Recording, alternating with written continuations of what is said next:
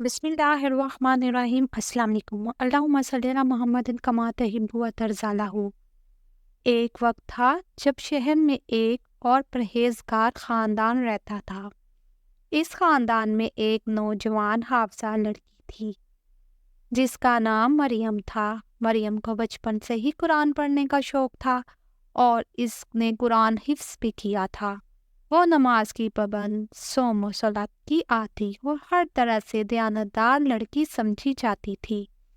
لوگوں کے دلوں میں اس کے لیے محبت اور احترام تھا اور سب اس کی نیکی کی مثال دیتے۔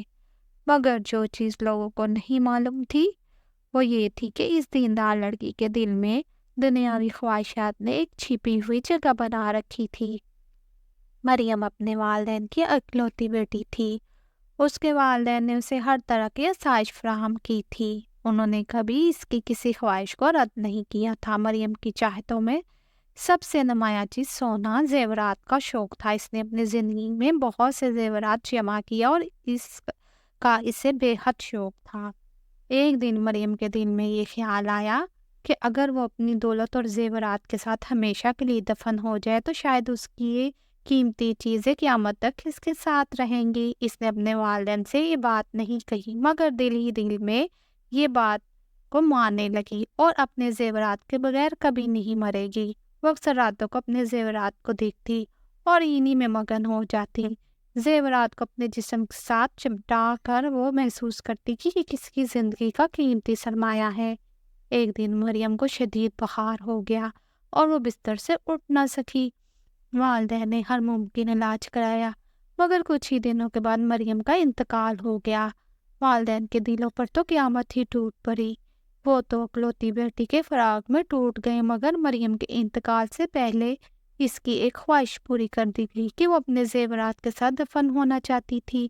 والدین نے سوچا کہ یہ اس کی آخری خواہش تھی، اس لیے انہوں نے اس کو زیورات کے ساتھ ہی دفن کرنے کا ارادہ کیا۔ جب مریم کو دفنایا گیا تو اس کے جسم کے ساتھ قیمتی زیورات سونا بھی قبر میں رکھ دیا گیا۔ لوگوں کے دفن ہونے کے بعد واپس لوٹ آئے مگر کہانی یہیں پر ختم نہیں ہوتی۔ رات کے وقت جب قبرستان میں خاموشی کا راج تھا تو کچھ عجیب و غریب واقعات پیش آنے لگے۔ اچانک قبر سے ایک پرسرار چیخ سنائی دینے لگی۔ یہ آواز اتنی خوفناک تھی کہ قبرستان کے قریب رہنے والے لوگوں نے کانپنے لگے۔ لوگوں نے اپنے گھروں کے دروازے بند کر لیے اور خوف کی وجہ سے باہر نکلنے کی ہمت نہیں کی۔ یہ آواز مسلسل رات بھر آتی رہی اور ہر آنے والی رات میں یہ آواز اور بھی زیادہ خطرناک ہو گئی۔ گاؤں کے لوگوں نے یہ بات امام صاحب کو بتائی کہ مریم کی قبر سے کچھ عجیب قسم کی آوازیں آ رہی ہیں جیسے کہ کوئی عذاب میں مبتلا ہے۔ امام صاحب نے ساری بات سن کر گاؤں والوں کو تسلی دی مگر ان کے دل میں بھی ایک خوف اور پریشانی پیدا ہو گئی۔ اگلی رات امام صاحب نے خود اس جگہ جانے کا جائزہ لیا۔ وہ چند نوجوانوں کے ساتھ قبرستان پہنچے اور اس قبر کے پاس کھڑے ہو گئے جہاں مریم دفن تھی۔ جیسے ہی وہ قبر کے قریب پہنچے تو اچانک ایک ہولناک چیخ نے ان کو ہلا کر رکھ دیا۔ امام صاحب اور ان کے ساتھ موجود لوگ خوف سے لرز گئے مگر انہوں نے ہمت نہ ہاری اور قبر پر قرآن پاک کی تلاوت شروع کر دی۔ تلاوت شروع ہونے کے ساتھ ہی چیخوں کی شدت کم ہونے لگی مگر وہ مکمل طور پر ختم نہیں ہوئی۔ امام صاحب نے گاؤں والوں سے کہا کہ یہ اس قبر پر مسلسل تلاوت جاری رکھیں مگر سوال یہ تھا کہ آخر مریم کے ساتھ ایسا کیوں ہو رہا ہے؟ ایک حافظہ قرآن لڑکی کے ساتھ ایسا انجام ہو رہا تھا۔ اس کا جواب ابھی کسی کے پاس نہیں تھا۔ وقت گزرتا گیا اور وہ چیخیں تھمتی ہی نہیں تھی مگر پھر بھی کچھ تھوڑی تھوڑی اب تھمنے لگی مگر پوری طرح خاموش نہ ہوئی۔ مگر امام صاحب نے مریم کے والدین سے گفتگو کی کہ انہوں نے پوچھا کیا مریم نے کسی ایسے عمل میں حصہ لیا تھا جو اس عذاب کا سبب بن رہا ہے؟ والدین نے بتایا کہ مریم کو سونے اور زیورات کا بے حد شوق تھا اور اس کی خواہش تھی کہ وہ اپنی قیمتی چیزوں کے ساتھ ہی دفن ہو۔ یہ بات سنتے ہی امام صاحب کے دل میں ایک درد کی لہر اٹھی۔ انہوں نے والدین کو سمجھایا کہ دنیاوی چیزوں سے اتنی محبت کرنا، خاص کر کے موت کے بعد بھی انہیں اپنے ساتھ لے جانے کی خواہش کرنا، ایک طرح کا فتنہ ہے۔ اللہ تعالیٰ کو بندے کی محبت اپنے ساتھ देखनी होती है, ना कि दुनियावी चीज़ों के साथ। अब सवाल ये था कि क्या इस अज़ाब का सिलसिला कभी ख़त्म होगा? इमाम साहब ने गाँव वालों को तजवीज़ दी कि वो मरियम की मग़फ़िरत के लिए दुआ करें और इसके लिए सदका खैरात करें, मगर चीज़ें फिर भी आना बंद ना हुई। ये मामला इतना खौफनाक था कि गाँव के लोग मरियम की कब्र के पास आने से भी कुतराने लगे।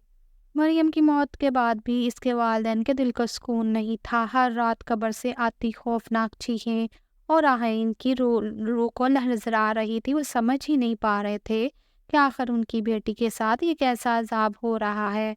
उन्हें इमाम साहब की बात याद आई कि दुनियावी लालच और हराम माल इंसान को कब्र के इज़ाब में मुब्तला कर सकता है।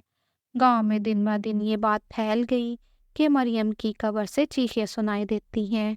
हर रात खौफ में मुब्तला होकर अपने घरों के दरवाजे लोग बंद कर लेते। मरियम की मौत का ये पुरस्रार पहलू लोगों को सबक देने के बजाय खौफजदा कर रहा था।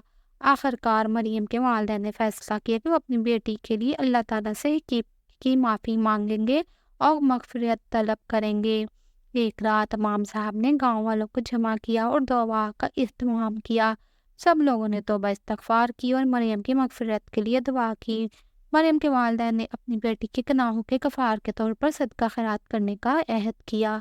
उन्होंने ज़ेवरात को भी अल्लाह की राह में दे दिया ताकि अल्लाह ताला उनके अमल को कबूल फरमाए और उनकी बेटी को अजाब से निजात मिले। दुआ के बाद पहली मरतबा कब्र से कोई आवाज़ नहीं आई। लोगों ने सुख का सांस लिया। इमाम साहब ने गांव वालों को समझाया कि लालच इंसान को न सिर्फ दुनिया में रसवा करता है बल्कि आखिरत में भी इसे सजा देता है। उन्होंने मरियम की कहानी को मिसाल बनाकर बताया कि ऐसे एक छोटी सी चोरी जिसे मामूली समझा गया था उसे कब्र के अजाब में मुब्तला कर दिया गया। इस कहानी से हमें ये सबक मिलता है, दुनियावी ख्वाहिशात और लालच इंसान को बर्बाद कर देता है। हकीकी सुकून और इत्मीनान तो अल्लाह की रज़ा में है। जब इंसान हराम चीज़ों को अपनी ज़िंदगी का मकसद बना लेता है तो ना तो वो सिर्फ दुनिया में जलील होता है बल्कि आखिरत में भी उसका अंजाम बुरा होता है। मरियम का अंजाम हमें ये सबक देता है कि दुनिया की आर्जी चीज़ों के पीछे भागने की बजाय हम अल्लाह की खुशनुदी और आखिरत की तैयारी में मसरूफ़ रहना चाहिए। प्यारे दोस्तों, अगर आपको ये कहानी अच्छी लगी हो तो प्लीज़ मेरे चैनल को सब्सक्राइब लाइक और शेयर ज़रूर कीजिएगा। आपके एक सब्सक्राइब से मुझे बहुत हौसला मिलता है। मैं गरीबों की मदद करना चाहती हूँ और अपने घर वालों को सपोर्ट करना चाहती हूँ। अब मुझे इजाज़त दीजिए। अपना बहुत सा ख्याल रखिएगा। अल्लाह हाफ़िज़।